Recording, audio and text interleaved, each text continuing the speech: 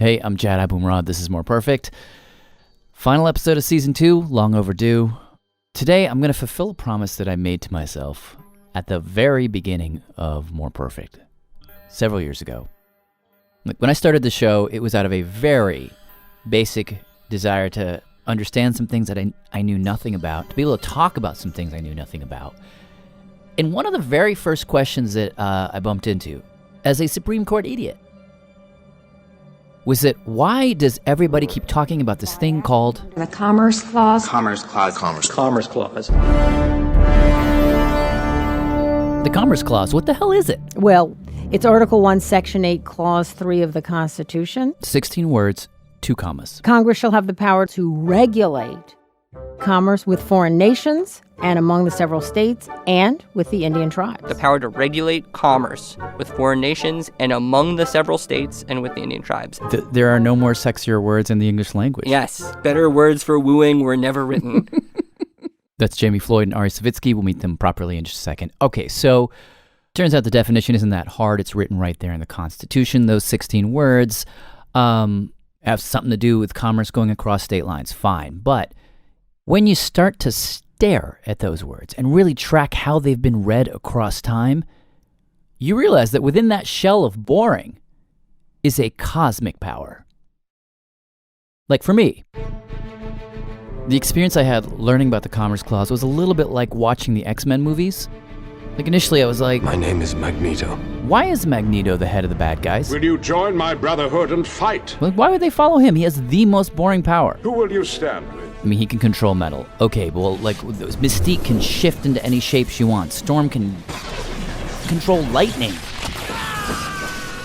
Initially, his powers seemed like, you have the worst one. But then, you see these scenes where he's like being attacked by 1,000 policemen, and he just kind of makes their bullets freeze in midair. Or he picks up a whole bridge by just pointing at it. And then it hits you, oh, he has the best power. Because the whole world is made of metal. He can control the world. If we built the world a different way, maybe not, but in this world, Let's just say I'm Frankenstein's monster. Today, I want to tell you the story of that monster. It's a story that contains everything we fight about as Americans. States' rights, civil rights, equal rights, race, big government, small government, all of it wrapped up in those 16 words with 2 commas. The Honorable, the Chief Justice and the Associate Justices of the Supreme Court of the United States. Oyez, oyez, oyez. All persons having business before the Honorable, the Supreme Court of the United States are admonished to draw near and give their attention. For the court is now sitting. God save the United States and this Honorable Court.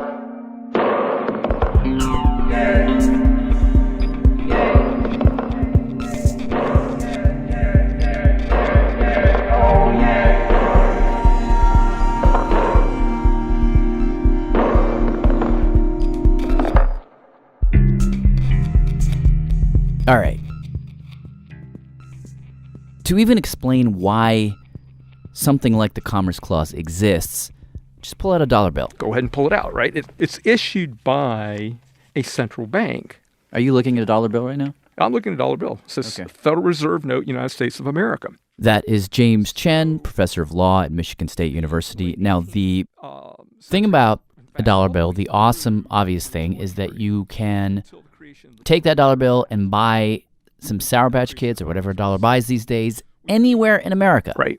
But in the late 18th century, in fact, all the way through to the 20th century. It wasn't like that. No. All the states had their own banks and their own bills. Different sizes, colors. For example, there was a moment when South Carolina has this pretty little green South Carolina bill. Same time, Rhode Island has this giant pink square thing. And if you are a South Carolinian in Rhode Island trying to buy some carrots and potatoes, let's say. Let's say that. And you've got to make payments somehow. What do? Well, you hand them your South Carolina bill. Well, the Rhode Islanders would look at that and say, well, I don't know what this is. Who's to trust this bank, right? And so they would discount the note based on the distance from their own home. They would discount the note based on how it looked, how professionally drawn up it was.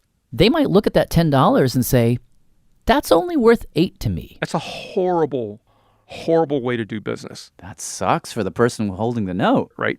And so what the government decided to do is to say, hey, we're just going to use one bill. Just one bill. It's going to be so much easier. This was one of the ways the government was going to pull all these different states together. They were going to regulate the currency. And not just the currency itself. They were going to regulate the flow of that currency. And this is where the Commerce Clause comes in. This is Jamie Floyd, journalist, Sometimes legal analyst, host of All Things Considered here at WMYC. It's early in the Republic. Now we're at 1820s. Now, just to hit pause for 1 second. So the Commerce Clause was a pre-existing thing? Oh, yeah. Okay. It's in the U.S. It's Constitution. in the Constitution, but it's never been really, thought about? Or where is it in the minds of people in 1824? Nowhere. Pretty much where it is right now. It's nowhere in the minds of people.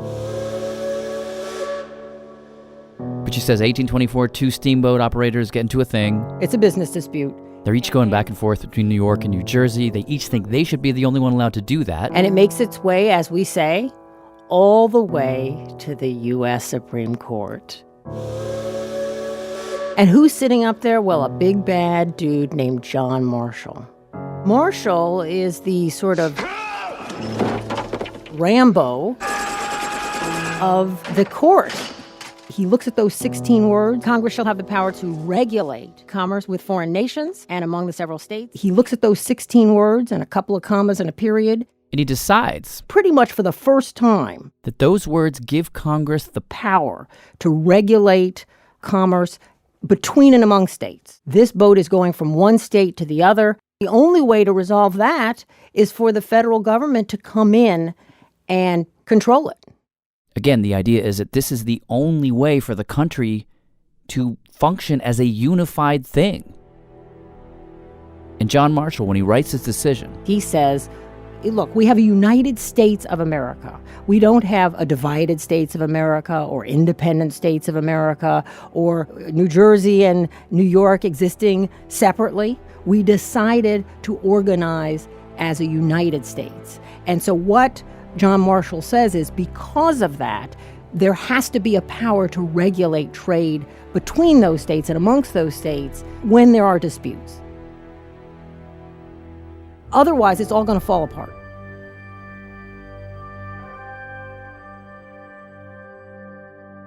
It was at that point that the Commerce Clause began to glow, but very faintly. For the next 100 years, the government would experiment with the Commerce Clause in cases involving trade with the Native American tribes or navigation. But if you want to talk about power, the real power of the Commerce Clause got unleashed in about 1941 in a wheat field. My father was a farmer, I'd like to say, all of his life. Took pride in the fact that he never worked for another man. He would tell me that. Can you introduce yourself? Well, my name is the same as my father. It's Roscoe Curtis Filburn. I'm a junior. Roscoe Filburn, as he was known at the time. He was a fifth-generation farmer in Montgomery, Ohio. Our farm was just right next to Dayton, Ohio. Roscoe is about a 40-year-old man at this point. Again, we're talking about 1941, 42. Good-looking, sturdy. Fiercely independent. I never worked for another man in my life. Apparently, that was his motto. He would tell me that many times over the years. If you had to put, Captain America with a pitchfork, this is him. So, Roscoe's got this farm, more than 100 cows on it. He would milk cows until both of his arms went practically numb. Wow. Had chickens? 2,000 chickens. And we had a very big garden. He would plant things, like string beans, lima beans, peas, sweet corn, potatoes, carrots, radishes. A couple different kinds of fruit trees. Apples, cherry trees, peach trees, pears, strawberries, and raspberries. Oh, and of course they had crops. We would grow corn, a couple different kinds of hay, oats, and of course, wheat. Wheat. Okay, setup out of the way. Here's what happened. It's 1941. Roscoe Sr. My dad was out in the field, I think, on his tractor. That day he was plowing the wheat or something. And there apparently must have been some guy from the Department of Agriculture locally, I guess going around to various farmers in our community, wanting the farmers to answer several pages, I think, of questions. And this particular day, this government gentleman came out into the field. He looked around, and he said, Roscoe, by my calculations, you've got 22 acres of wheat on this farm. You're over your quota. He was 11.1 acres over what was permitted. Roughly. And so the guy tells him, You have to pay a fine. A really big fine. My dad looked over, and he was just as sober as a judge in a courtroom on a murder case. And what happened next would change the country forever in ways that we are still literally living with. But let me just sort of fill in the gaps here, tell you what you need to know about why they were even having this conversation. And to help me with that, My name is Ari Savitsky, and I'm an attorney. let me bring in a friend of the show, man of the law. An important thing to understand is that, when our story starts with Roscoe Filburn, agriculture is a huge percentage of the economy. The Great Depression is happening. A financial panic grips the world. And the Dust Bowl The great dust storms of the mid-1930s has happened, too. wreaked havoc through America's Great Plains. And so you have a lot of people who rely on selling crops and buying crops. And so wheat prices It's a matter of life and death. for millions of Americans. This nation is asking for action, and action now. So look, 1938, Congress enacts what's called the Agricultural Adjustment Act. to reboot the economy. So the 1938 Agricultural Adjustment Act got the federal government into the business of regulating wheat. Basically what the government did was they said to the farmers of America, we are going to give you essentially a loan. We're going to guarantee you a certain minimum price for wheat. We're going to give you X number of dollars per bushel or whatever it is, and that will help lift you out of poverty. In exchange for that, you have to promise us to only grow a certain amount. Because so the big fear was that if they grew too much, there'd be this flood of supply on the wheat market, prices would crash, and that would be bad for everyone. Wheat is sort of a collective action problem, right? Everyone's going to sell as much wheat as they can, but that means prices go down and everyone makes less. So what the government decided to do, in addition to giving out loans, is that they placed a cap on how much wheat a person could grow. So quota, straight up quota. that way you ensure that the supply of wheat is steady. And you ensure that that the prices don't crash. And the whole reason the government could do this, regulate the entire wheat market, was by hinging it on the Commerce Clause. Those 16 words that basically said that when something like wheat is bought and sold and moved from one place to another, one state to another, cross state lines, well, that's interstate commerce, and that's something that Congress can regulate. So my father having this... And this brings us back to Roscoe Filburn with that inspector on his farm. Inspector says, look, Roscoe, you've grown too much wheat. My dad looked over, and he was just as sober as a judge in a courtroom on a murder case. And what do you think he says back? He says, wait a minute. I'm going to tell you just exactly how I feel about that. No, that's how I feel. No, you government. I don't know. He might have been a family guy. Yeah. He says, I don't get it. I have nothing to do with interstate commerce. And this is the key. He explains to the inspector that yes, according to the government quota, I am only supposed to grow about 11 acres of wheat, and I am growing 23. But that extra 12, I'm not selling it to anybody. He doesn't sell the wheat. He doesn't trade the wheat. What's he doing with his wheat? He uses all the wheat to feed his animals. He is feeding it to the farm animals. The wheat, he fed some of the wheat to the steers. So she's just keeping it on the farm. Well, yes. So it's a completely internal operation. Do I sound biased here? I mean, I feel like the poor guy gets kind of dragged into a national case. In any case, he tells the inspector, I have nothing to do with interstate commerce. I'm just growing a little extra wheat to feed my cows. I'm on my farm. I'm doing my business. Big brother, leave me alone. But Big Brother does not leave him alone. The inspector says, we're the government. That's the law. Please uphold it. Pay the fine. 50 cents for every excess bushel, I think it is. He had 239 excess bushels of wheat, for which he was, fined about $117. In today's dollars, it's about $2,000. $2,000. My father, apparently he wasn't real crazy about that, and I guess he didn't like that too much.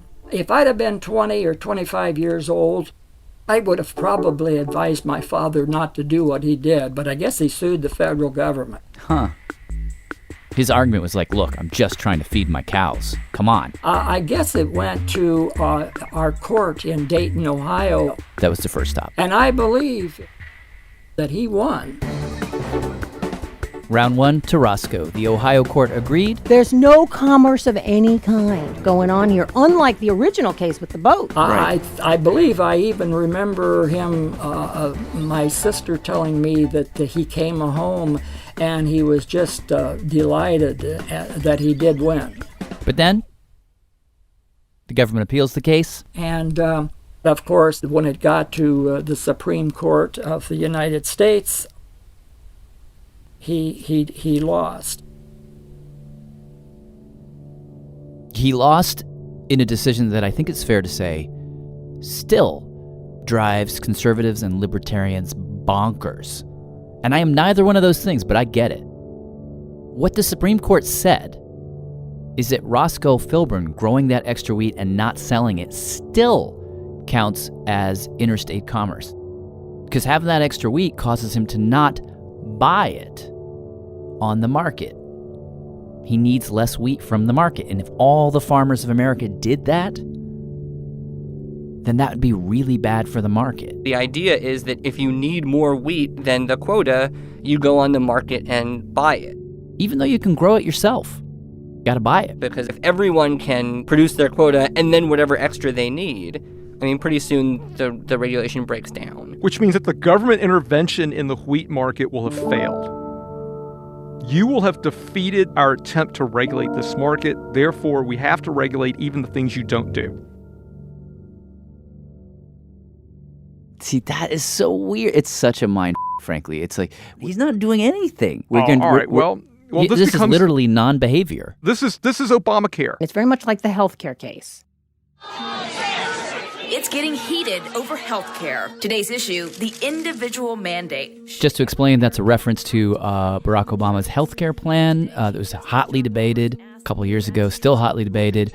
One of the key ideas of that plan is that in order for healthcare to be affordable for everyone should have to buy it. So we're going to require people to buy insurance, or else you pay a penalty. Which made a lot of people mad, because they're like, hey, the government's forcing me to buy something I don't want. My decision not to get healthcare is not participation in interstate commerce. It's not even economic activity. I'm sitting here on my couch not buying healthcare. I'm just sitting here. From the individual perspective, that makes perfect sense. But in the aggregate, if you pan out, and Justice Kagan said this in court, it's not so simple. In the aggregate of all these uninsured people are increasing the normal family premium, Congress says, by $1,000 a year.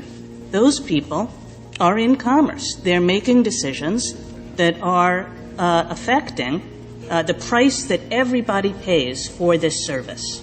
Obamacare makes sense to me in some spiritual way, but getting back to Roscoe, like, we're regulating the things you're not doing. It's like no farmer is an island. This is the case in which Congress receives a tremendous amount of power from the U.S. Supreme Court.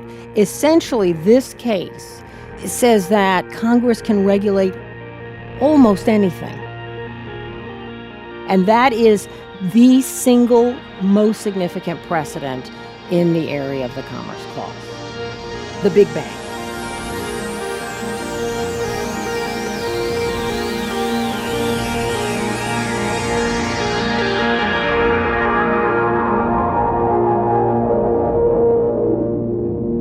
Did anyone sort of raise their hand in the middle of this and be like, whoa, if you can regulate the non-behavior of this American farmer, then that's not even a slippery slope. That's like a cliff that goes right down. Like, there's no slope to that. Yeah. A New York Times editorial from November 13, 1942 said, if the farmer who grows feed for consumption on his own farm competes with commerce, would not the housewife who makes herself a dress do so equally? The net of the ruling, in short, seems to be that Congress can regulate every form of economic activity if it so decides. Would not the housewife who makes herself a dress do so? It's like if you make something, like, shoot, my wife and I with our kids made these little miniature stuffed animals for them to play with the other day. Are we then in violation of some? Oh my that gosh! Seems if crazy you to me. made your kids do it, and now you violate some child labor laws, even. After the Roscoe Filburn case, those 16 words and the whole definition of commerce expanded, because now commerce wasn't just the buying and selling of things, it was the not buying and selling of things. And that expansion, that would go way beyond wheat. It would go into realms much, much deeper in us.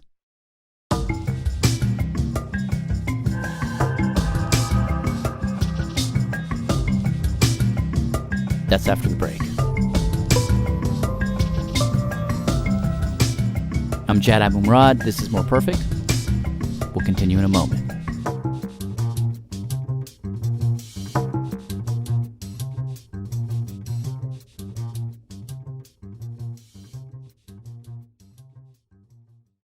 This is More Perfect. I'm Jad Abumrad.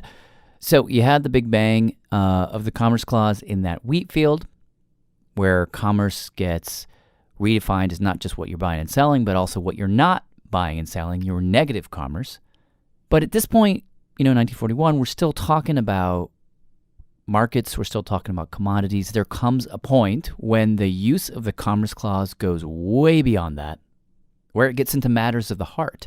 You might say this is the moment when the Commerce Clause gets weaponized. Hello? Hey, can you hear me?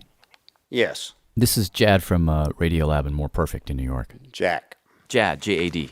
Jad, J-A-D. Okay. Well, Andrew is here and he's recording. To really understand what I mean, you have to meet this guy. Can you introduce yourself? Tell me who you are, your name? Yes, it's Ollie McClung Jr. And how old are you? 77. And where are you speaking to us from right now? I'm in Birmingham, Alabama. You were born in Birmingham? Yes. Aside from some time at college in Florida and a stint in the Coast Guard, Ollie Jr. has lived in Birmingham his entire life. And the reason we called him up is that for 75 years, his family ran a famous barbecue joint named Ollie's. So this is your dad's business, from what I understand, right? Yes, my grandfather actually had founded it. Oh, really? When was that? 1926. So this was passed to your dad, who passed it to you? Yes. Okay. But we were in business together until he died.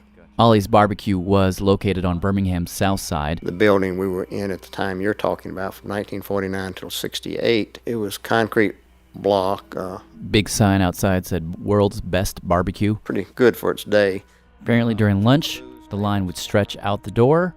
Ollie's was famous for its slow-cooked pork and chicken and for its spicy vinegar barbecue sauce. And the pie baking. Chocolate pies. We always did a lot of pies.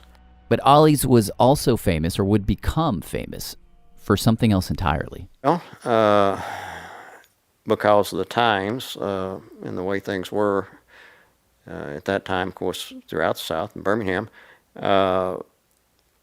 we had a carry-out business as well as sit-down business, and those of our black customers came in and ordered from the carry-out counter and took their food out. And, truth, fact, history, they would take it on with them to eat as opposed to sitting down and eating.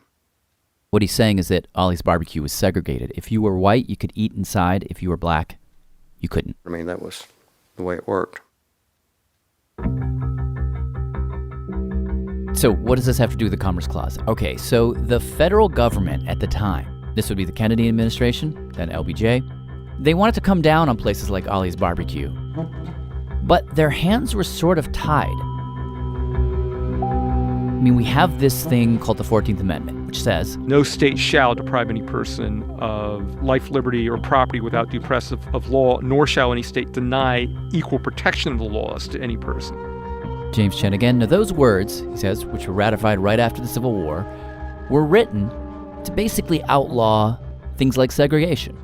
Of course, it didn't work. We'd have another 80-plus years of Jim Crow, and the reason for that is that the Supreme Court, shortly after the 14th Amendment was passed, kind of neutered it. Well, not kind of. They did. And one of the ways they did was by insisting that we read the 14th Amendment as being targeted only at states. If you look at that sentence, the second sentence of the 14th Amendment, it says no state shall deprive any person of life, liberty, or property without due process. The problem is when a restaurant owner like Ollie McClung denies service to black patrons, it's not Alabama doing the damage. Just a private business. It's not as if Alabama ordered the McClung family to discriminate against black patrons. They just did it. So if the 14th Amendment can only get to states, well, here it has no reach. Because there's no state action. There is nothing to regulate at the state level. So, what the feds decided to do, in a fascinating bit of legal gymnastics, is they decided to use the Commerce Clause. Congress passes the most sweeping civil rights bill ever to be written into the law, giving all Americans the right to be served in facilities which are open to the public. July 2nd, 1964, Congress passes a sweeping civil rights bill that was hinged on those 16 words. And I will explain to you how, because it's kind of fascinating, in just a second. But first, just to get us to that point. So, 1964 Civil Rights Act is passed. Did you desegregate right away? No. No. Well, we were not happy with it, obviously. I want to read to you something that you said in 1964. I believe this is sort of your account of something that happened in your restaurant. The day after the Civil Rights Act was passed, a black man comes into the restaurant asking to be served, and you turn him away. 45 minutes later, comes back with a young girl, 4 other black people. They sit down at the counter. They want to know why Ollie's wouldn't serve them, and they were taking notes. And you're quoted as saying they seemed like agitators. Yeah, in fact, they were. They were folks that came and went around several places just to test the law, basically. Yeah. And you were turning those folks away. Yes. You kicked them out. Mm-hmm. And why?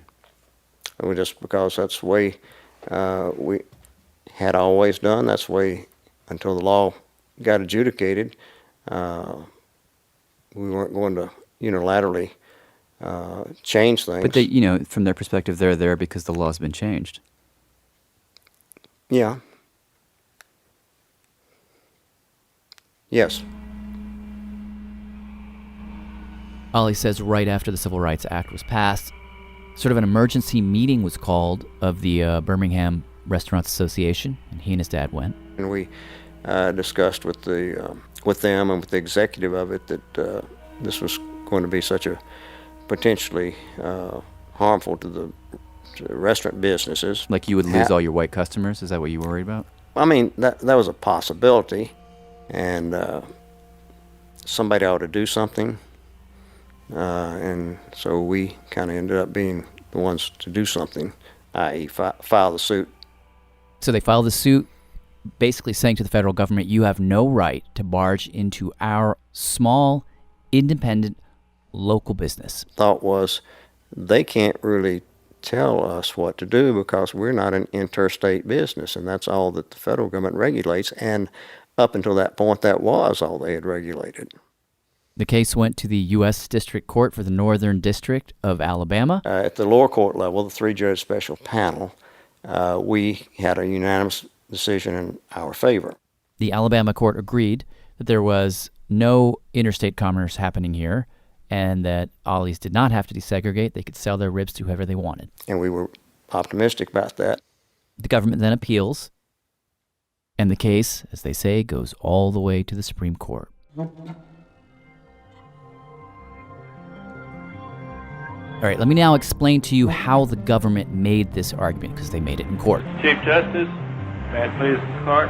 October 5th, 1964. Second case involving... Solicitor General Archibald Cox gets up there and lays it out.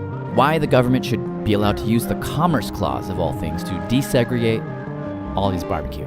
Police operate a restaurant in Birmingham, Alabama, specializing in barbecued meats. He says this is a business that sells and buys a lot of meat. In the 12-month period prior to July 1, 1964, the police purchased about $70,000 worth of meat. $69,683 to be exact. And where do you think all that meat came from? Purchased from the Hormel Company at its Birmingham, Alabama plant. All the meat sold at that plant came from other states so that it moved in interstate commerce. In other words, you think you're a local business, but you're not. The meat is sourced from places other than Alabama. And what about your ketchup, hypothetically? Do you grow all your tomatoes in Alabama? No. The salt, not mined in Alabama, so even though we bought it from a local vendor. That local vendor probably bought it from somebody who bought it from somebody that got it from out of state. They were reaching beyond what had ever been done before, basically. Government was basically telling the McClungs the same thing they told Roscoe Filburn. You are not an island.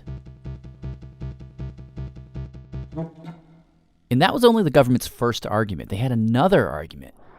Now there's a second and still more direct link. That was even more radical. Between racial discrimination in restaurants and interstate commerce, which is caused by the artificial narrowing of the consumer market, resulting from the exclusion of Negro patronage. So here's the argument. Okay. If you deny black people access to restaurants and hotels, you are effectively shutting down interstate travel by them in parts of the country where this practice is commonplace, the entire Deep South. You're limiting their ability to cross state lines and travel. The essential argument, says James Chen, is that when you discriminate against someone, you create downstream negative commercial effects.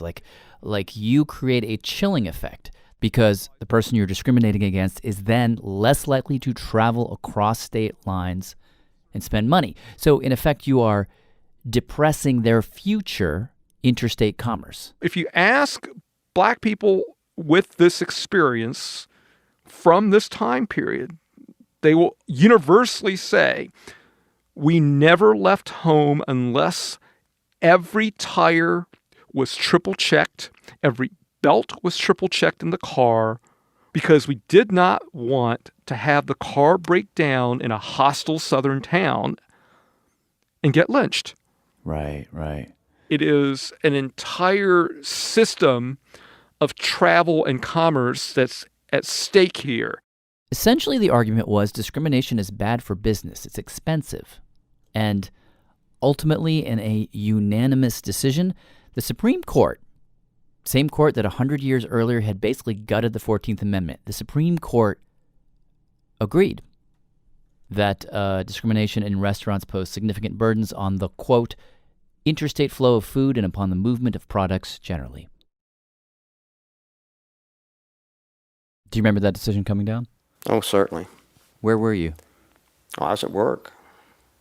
Can you tell me a little bit about how you and your dad processed that decision? We simply served anyone who came in after that, no problem. And there were, the very next day, there was a group of local civil rights leaders who came in and ate lunch. I knew some of them by having seen them in the news, that sort of thing. They were not our regular customers before then, nor after, frankly, but they celebrated, or whatever you want to say, tested. I don't know what their motive was, but they came in and ate lunch. They got served just like anybody else. They came in and it was fine? Sure. The law was decided, so that was it. Was it tense? No. Other than the waitress who was waiting on them, she was a little antsy about it. And was it this waitress, was she a black woman? Yes. I forget who it was now, but she was, like most of our employees, had been there a very long time and had never served other black folks in a sit-down situation. And of course, it was a little bit I won't say upsetting, but different. She was a little hesitant at first. I told her just go right ahead and serve them, and she did, and we did, and that was not a problem. After the ruling, it's not as if a lot of black customers suddenly started coming into Ollie's Barbecue. They didn't. Here's how a guy named Nathan Turner Jr. put it. In 2014, he was interviewed for an NPR piece. He grew up nearby Ollie's. Just the fact that Ollie's pushed it that far to take it to the Supreme Court, it left a bad taste, pun intended, in the mouths of a lot of black people in Birmingham. And now 53 years later, mm-hmm. How do you think about that Supreme Court decision? Well, if you're asking me about segregation, that's one thing. If you're asking me about the Supreme Court and the decision in the Commerce Clause, I still disagree with. Let me put it real succinctly. I think what you had in that decision was that rather than, and I think my civics is correct, but I don't know, rather than 3/4 of the Congress and 3/5 of the states, I believe it is, having to, or maybe 2/3 of Congress, whichever it is, having to vote to repeal an amendment to the Constitution, you had basically 9 appointees who repealed the 10th Amendment to the Constitution. The 10th Amendment basically says that the powers not given to the feds are reserved for the states and for the people. And that's about as succinct as I can say it. But do you understand how this is going to sound to a lot of our listeners? I mean, that you are making a states' rights argument as a not-so-veiled way to continue to discriminate. That really, in the end, this is not about states' rights. I think that's how it's going to sound to a lot of people. Well, it may very well, but it's not the case. Was there segregation? Yes. Were we going to voluntarily end that? Probably not. Would we go back and reinstate if we could? No, absolutely not. But the issue that you're talking about with the Commerce Clause and the constitutional issue is still just what I said. So you still believe 53 years later that the Supreme Court got it wrong, that they should have never used the Commerce Clause to make you desegregate Ollie's? Yeah, that is correct. But don't hear me say that I don't want to go back and have segregation again. That's a separate issue. But is it separate? I guess is my question. Like I grant you, if you think of it in the abstract, a federal government being able to regulate commerce across all boundaries is an enormous power. And it could be a scary power. So I grant you that. At the same time, you have a Civil Rights Act mm-hmm. that speaks to a different amendment in the Constitution, right? And that you and your father were not willing to follow. So how is the government going to get you to pay attention and to get in line? They've got to use the Commerce Clause. So on some level, isn't the power present because the other principles that would otherwise regulate your behavior just aren't working? Well, that's the point. You choose which is the priority, basically. I don't understand. Which is the priority? How? Well, which is the priority of those amendments? And so for you, the 10th Amendment that grants states' rights for everything not enumerated outweighs the dignity of black people? No. We'll so say it to me differently then. Well, the 10th Amendment left that to the states. The 4th Amendment, yes. I think you meant to say the 14th Amendment. Gives people rights, everyone rights. But here's the thing about rights. It's kind of like the first law of thermodynamics. There's only and people don't realize this a lot of times, there are only so many rights. There are only a finite number of rights. If you take some, give some to someone, they come from someone else or somewhere else. Now, it's very well to say that the end of segregation was a higher right, a more important right, than the misuse of the Commerce Clause or whatever you want to say. but there's still a balance, and just which one you think is most important. Today's parlance, we call it zero sum.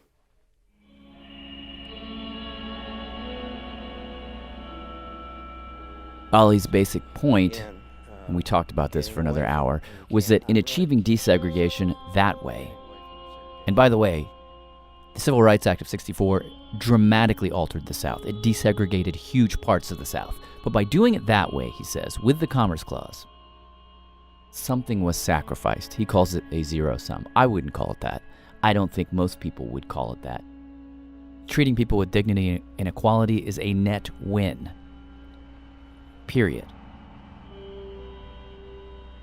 But it is legitimately strange that the government had to take such a roundabout, ass-backward way to fix this grave injustice. What you would think would be the obvious, that you would go right to those civil rights parts of the Constitution, but it wasn't. It was the Commerce Clause. That's what's weird, is it? Yeah. We have the 14th Amendment, and yet we go to the Commerce Clause for something that is so clearly stated in one of the amendments.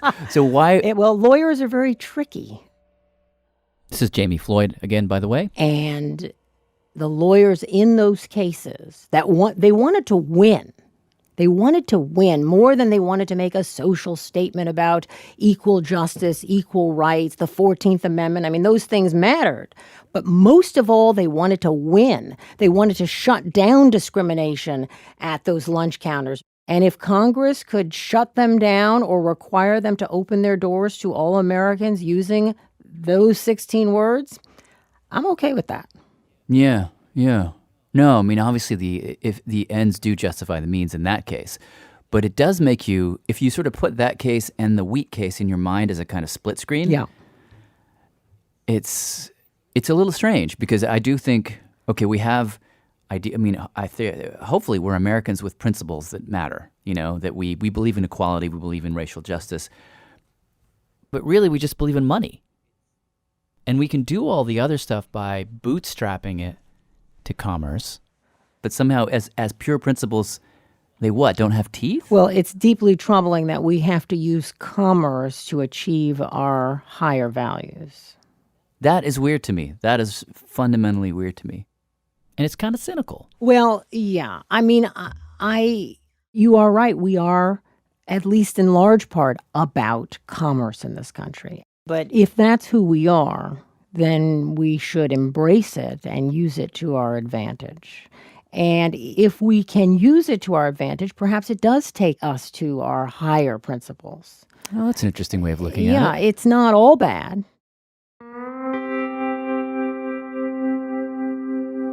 One of Jamie's points, which I hadn't actually thought of, was that legislating morality, legislating what is good and what is bad, doesn't always go well. Because we very often don't agree. I mean, obviously there have been times where people kept slaves and thought that was just fine, but that was right. And for 100 years, you had the 14th Amendment in place, but it couldn't solve Ollie's barbecue. And here was a way for the government, without going at the moral questions head on, government could reach its hand all the way into the barbecue joints and the hotels and the restaurants and the houses and now the cake shops of America, reach its hand all the way down into the local. And it was because of this increasingly expansive idea of commerce that was now no longer the buying and selling of things or the not buying and selling of things. It was now any behavior that could create a kind of butterfly effect that might one day, many steps downstream, have a future effect on the buying and selling of things. So in that sense, Ollie McClung was right. His case? That was a massive shift. It shifted totally the federal government's role, beyond business even. If you think it's good, then that's fine, and it's for the better, but it just has to be realized that it was a massive shift from the way that the country had been up before that time.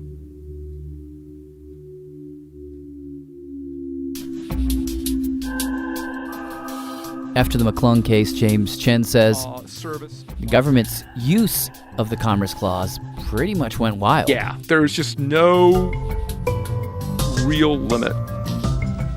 They began to wave those 16 words sort of like a magic wand to pass laws on everything from fair labor standards to marijuana is a Schedule 1. Drugs. The Gun Control Act of 1968. Guns. The Justice for Victims of Trafficking Act. Sex trafficking. 19,000 African lions in the wild. Endangered species. 1992 Professional and Amateur Sports Protection Act, which forbids state-authorized sports gambling. All kinds of things. And in fact, the only question was whether the government even had to make the argument itself, whether the government even has to defend itself. James Chen says there were times when the government would pass a law, it'd get taken to court, and the government would basically not show up.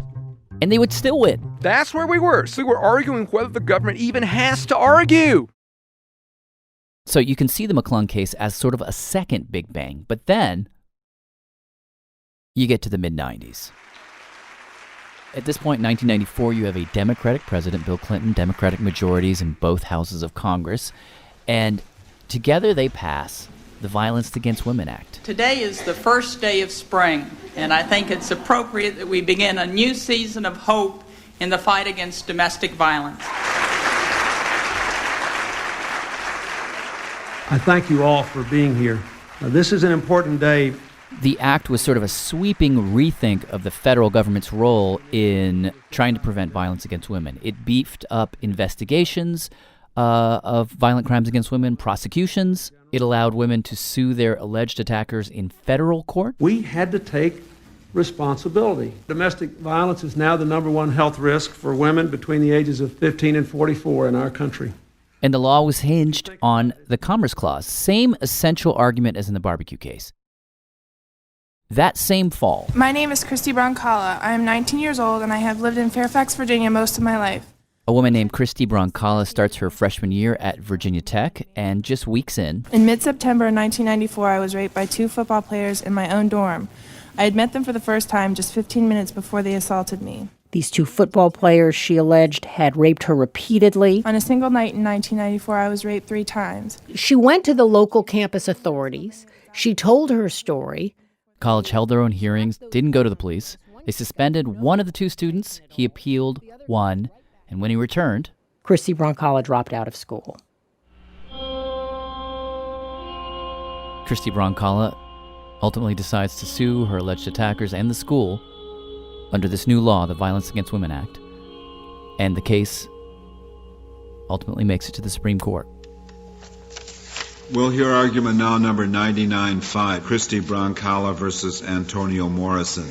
When Christy's case got to the Supreme Court, her lawyer, Mr. Chief Justice, and may it please the court, made the same argument about women that the government had made in the Oyez barbecue case about black people. That discrimination, or in this case outright violence, has a huge downstream effect on the economy. A bipartisan Congress concluded that gender-based violence substantially affects the national economy. Gender-based violence and the fear of that discriminatory violence deters women's travel interstate, restricts women's choice of jobs and ability to perform those jobs, reduces national productivity, and increases medical and other costs. And again, the court was given tons of evidence about the economic effects. For example, Congress heard from women whose batterers kept their partners from working. They were shown data that every year this costs the country billions of dollars, and that economic downstream effect was not hard to prove in this case. She dropped out. Well, especially if you aggregate it, right? It's not just her, it's everyone else who's similarly situated. But in this case, as I understand it, this law doesn't apply to any. The argument was happening at a very different time in the country, very different mood, and in front of an increasingly conservative Supreme Court that just wasn't buying it anymore. Petitioner Broncala's complaint alleges that she was the victim of a brutal assault. This is Chief Justice Rehnquist reading the majority opinion. If the allegations are true, no civilized system of justice could fail to provide her a remedy for Morrison's conduct. But gender-motivated crimes of violence are not, in any sense of the phrase, economic activity. In other words, we're very sorry for what may have happened to Christine Broncala, but this is not commerce, this is violence. The suggestion was that at least in the Oyez case, there was something being bought and sold. Here, they felt like the link to commerce was too thin. We accordingly reject the argument that Congress may regulate non-economic, violent criminal conduct based solely on that conduct's remote effect on interstate commerce. Chief Justice Rehnquist got his majority to start to chip away at the commerce power. Just a tiny, teeny, teeny, weeny little bit. And Jamie Floyd says that attempt to roll it back continues. It's rolling back. It is rolling back. Still pretty powerful, don't get us wrong, but where we're left at the end of the day is in a really confusing place. Ollie McClung excluding black people from his dining room, yeah, it's a commercial act. We consider it reprehensible, but I would like to think that raping Christine would be at least as bad. Totally. I mean, do you see it? This is what this kind of like absurd abstraction gets us to. And in a coherent, ideal world, can't be right. But maybe that's just the inevitable thing that happens when you try and make it all about money.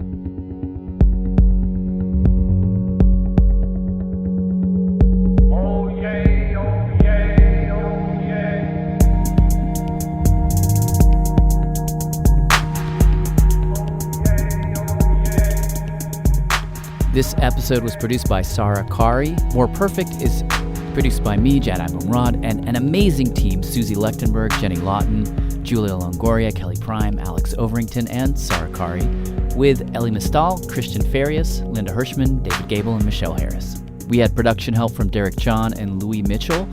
Supreme Court audio is from Oyez, a free law project in collaboration with the Legal Information Institute at Cornell. Leadership support for More Perfect is provided by the Joyce Foundation. Additional funding is provided by the Charles Evans Hughes Memorial Foundation. And on behalf of the entire More Perfect team, thank you guys for listening, spreading the word. You'll hear from us again very soon.